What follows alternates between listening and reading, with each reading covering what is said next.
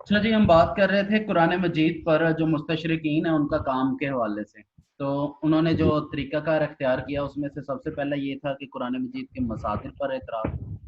दूसरा था कुरान मजीद को तदरीजी या इर्तिकाई शक्ल के नतीजे में साबित करना। तीसरा था कुरान मजीद के मतन में तहरीफ करने की कोशिश करना। जब ये सारे काम नहीं हुए तो फिर उसके बाद उन्होंने एक और कदम उठाया जिसे कहते हैं तराजुम कुरान में तहरीफ। अब तराजुम तराजुम। कुरान में तहरीफ के हवाले से थोड़ा सा इनके जो तराजुम है उसका बैकग्राउंड और वो कब से शुरू हुआ उसके बारे में आपको बता देता हूँ कि ये सबसे पहले जो है बामकसद मुतालिया पितरस जो है उसने 1092 पैदाइश है इसकी और 1156। तो उसने ये बात की, ये फ्रांस का रहने वाला था। इसने इस मकसद के लिए एक कमेटी तश्कील दी जो दीनी कुतुब के तराजुम का काम करेगी। तो ये इसने जो कमेटी तश्कील दी थी उसने फिर ये काम शुरू किया। तो ये 12वीं सदी ईस्वी के वस्त से लेकर 17वीं सदी ईस्वी के आखिर तक दो तराजुम जो बुनियादी तौर पर इनके यहाँ अहमियत के हामिल रहे हैं। इनमें से एक तर्जमा कुरान जो है वो रॉबर्ट रिटेंसिस का था, और जिसने जो कि इसने लातीनी जुबान में तर्जमा किया। और दूसरा एंड्री ड्यू रेयर का था, तो ये फ्रांसीसी जुबान में था। ये दो बुनियादी तौर पर तर्जमे थे जो इनके यहाँ बड़े मशहूर रहे। इसके अलावा ड्यूक स्विट्जरलैंड का एक था, उसने किया। इसने जो बुनियादी तौर पर है ये मारूफ मुस्तशरक है थ्योडोर नोल्डेकी, उसका एक कदीम लातीनी तर्जमा है, इसने ये शाया करवाया था बासल से। इसके बाद अलेक्जेंडर रोज है, इसने फ्रांसीसी तर्जमा को अंग्रेजी जुबान में मुंतकिल किया था 1970 में।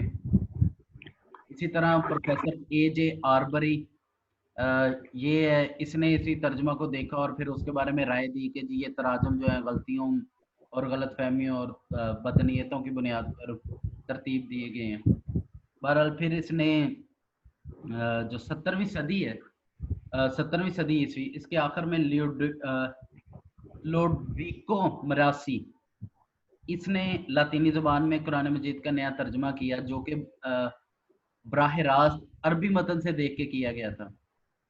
और ये भी फिर इसने पब्लिश की और फिर इसने इसकी तफसीर भी लिखी। इसी तरह जो नरेटर डेविड है, इसने इसी तर्जमा को जर्मन जुबान में मुंतकिल किया। और फिर एक तर्जमा मशहूर इंग्लिश तर्जमा है जो कि जॉर्ज सेल ने किया हुआ है, ये 17वीं सदी का है तर्जमा।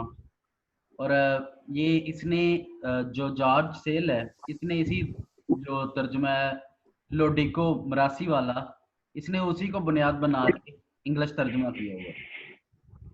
और 19वीं सदी और जो है 20वीं सदी, इसमें मुख्तलिफ ज़ुबानों में तर्जुमे किए गए, लेकिन ये सारे के सारे वही लोडविको मरासी जो है इसके तर्जुमा की बुनियाद पर किए गए थे। और फिर मैंने आपको पहले एक नाम बताया जे एम रॉडवेल, इसने भी कुरान मजीद का तर्जमा किया और फिर उसके बाद तर्जमे की तशरीह भी की। इसका जो तर्जमा है उसका नाम है the Quran translated from the Arabic, the Suraj arranged in chronological order with notes and index. ये इसका जो है ना तशरीह है सारी साथ वो इसने। तो ये जो रॉडवेल है जो मैंने आपको बताया कि इसने तरतीब बदलने की कोशिश की थी, ये विलियम मेयर से बहुत ज़्यादा मुतासर है और उसी की वजह से इसने तरतीब सूरतों की तरतीब खुद से बदलने की कोशिश की थी। बहरहाल 19वीं सदी ईस्वी में अंग्रेजी में एक ई एच पॉल्मर है, उसने तर्जमा किया जो ऑक्सफोर्ड यूनिवर्सिटी से शाया हुआ। ये 2 जिल्दों में इसका नाम है द कुरान। और 20वीं सदी में रिचर्ड बेल, इसने कुरान मजीद की, ये मैंने आपको बताया, नजूली तरतीब से लिखते हुए तर्जमा किया। इसका जो तर्जुमे का नाम है वो है the Quran translated with the critical rearrangement of the सूरत।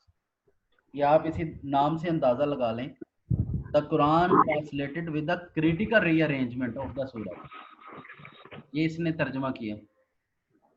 तो ये एडनबर्ग वहाँ से शाया हुआ था। और फिर उसके बाद एक तर्जुमा आर्बरी का है जो 1955 में शाया हुआ, उसका नाम है द कुरान इंटरप्रेटेड। तो ये सारे इसके तर्जुमे हैं। अच्छा, अब जो कुरान मजीद के तराजुम हैं इसमें जो तहरीफ है اس کے کیا اسباب تھے؟ تو اس میں تقریباً 8 بنیادی طور پر اسباب تھے جن کے ذریعے اس میں انہوں نے تبدیلیاں کی ہیں یا سارا کام کرتے رہے ہیں. ان میں سے سب سے پہلا یہ تھا کہ دانستہ اغلاط، جو دانستہ یعنی جان بوجھ کے انہوں نے غلطیاں کی ہیں. یہ سب سے پہلا کام تھا ترجمے کے حوالے سے کہ قرآن مجید کے ترجمے میں جان بوجھ کے غلطی کی. دوسرا، عربی گرامر سے عدم واقفیت کی وجہ سے، یعنی انہوں نے چونکہ عربی گرامر سے واقفیت نہیں تھی تو اس وجہ سے غلطیاں کی ہیں. تیسری چیز، عربی الفاظ سے عدم واقفیت کی وجہ سے، یعنی عربی الفاظ کے ساتھ شناسائی نہیں تھی، عربی پر دسترس نہیں تھی، اس کی وجہ سے انہوں نے غلطیاں کی ہیں، لفظ غلط لکھ دیا یا لفظ غلط سمجھے. پھر اس کے بعد الفاظ کے صرف ایک معنی سے شناسائی. اب یہ آپ دیکھ لیں کہ جیسے صلاۃ ہے، اس کا معنی درود بھی ہے، نماز بھی ہے اور رحمت بھی ہے. تو اب انہوں نے، ان کے پاس کیا تھا، صرف ایک معنی کی شناسائی تھی، اس وجہ سے انہوں نے پھر اسی طرح سے دیکھ لیا. اچھا، یہ ہمارے ہاں آج بھی بہت سے لوگ، جس طرح یہ پہلے کہا انہوں نے صحابہ صاحب نے، کہ ہمارے ہاں کئی لوگ ہیں جو کہ مغرب سے متاثر ہیں.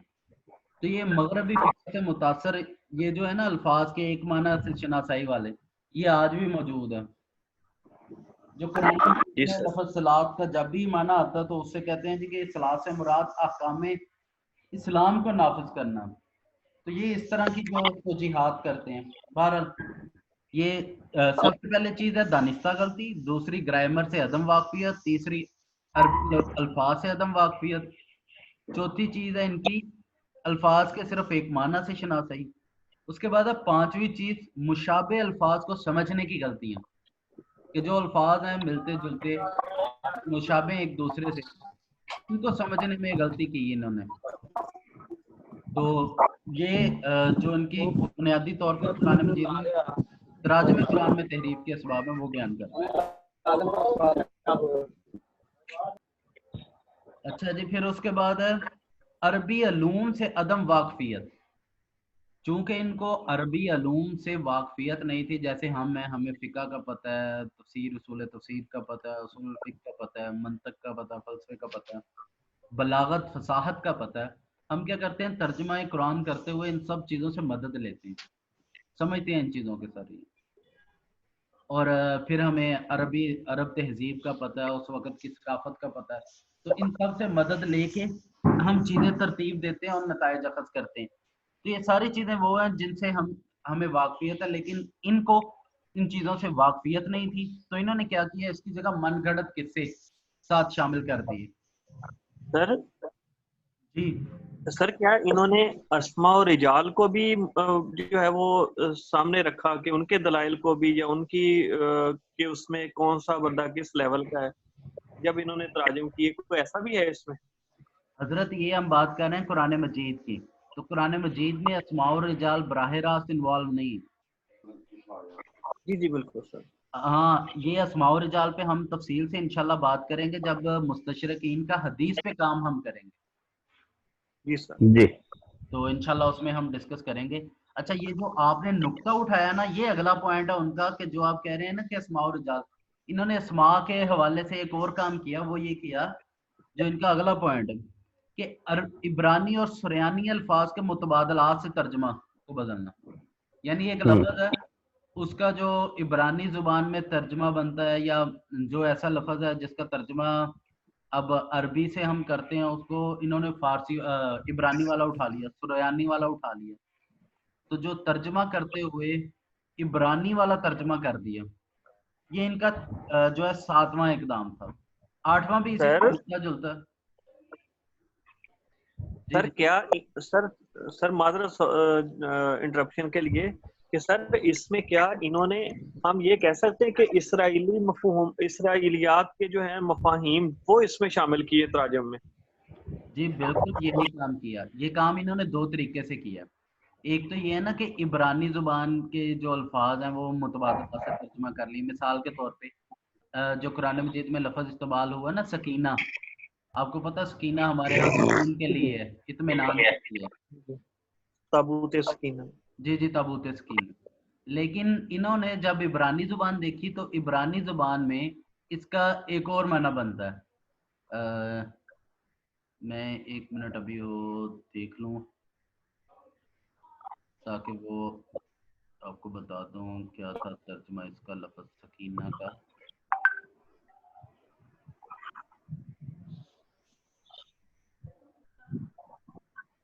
Sakina Sakina Sakina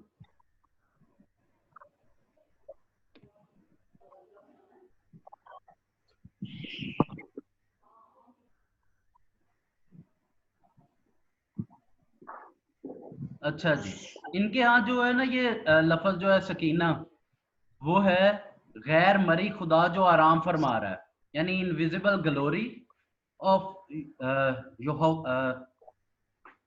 یہوہ resting over mercy seat. یہ غیر مری خدا جو آرام فرما رہا ہے، یہ اس کے لیے لفظ سکینہ استعمال کرتے ہیں. تو اب انہوں نے کیا کیا قرآن مجید کا ترجمہ کرتے ہوئے یہ صرف سر سوری سر یہ صرف یہودیت کہتے ہیں نا، یہوہ جو ہے وہ تو یہودیوں کی ہیں صرف. یہ صرف یہودیوں نے نہیں، یہ ان سبھی نے یہ کام کیا ہے. یعنی جو مستشرقین ہے نا، آپ کو بتایا کہ وہ کرتے کیا تھے، بنیادی طور پر وہ اٹھاتے تھے یہی بات کہ جی یہ یہودیوں اور عیسائیوں سے سیکھا گیا جی اور یہودی اور عیسائیوں کا جو سورس ہے بنیادی طور پہ وہ کیا ہے، بائبل ہے. اب بائبل عبرانی اور سریانی زبان میں، اس وجہ سے وہ کہتے ہیں کہ جی اس کو سمجھنے کے لیے عبرانی اور سریانی زبان کی طرف رجوع کرو. اور اگر آپ اسی بات کو مد نظر رکھیں تو ہمارے ہاں بھی آج بھی ایک طبقہ موجود ہے، وہ یہ کہتا ہے کہ قرآن مجید کو سمجھنے کے لیے بائبل کو سمجھیں، پھر اس کے ساتھ ہمیں پورا سیکوینس اور وہ پورا کیا ہے وہ سمجھ آئے گا، عمود. ہاں جی، یہ اسی کو کنٹینیو کرتے ہیں. ٹھیک ہے جی، جی یہ 7واں پوائنٹ تھا جس میں ہم کہہ رہے تھے عبرانی اور سریانی الفاظ کے متبادلات سے ترجمہ کو بدل دینا.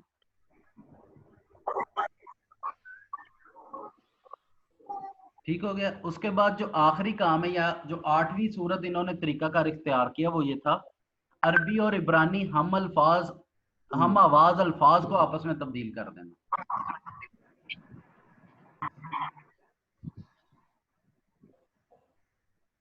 یہ بات سمجھ آئی علماء کرام؟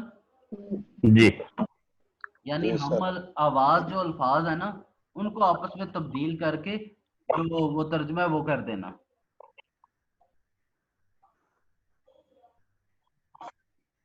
اب ان سب اقدامات کا بنیادی مقصد کیا تھا؟ صرف اور صرف یہ کہ جو کیا کہتے ہیں قرآن مجید کی حیثیت پر اعتراض کرنا.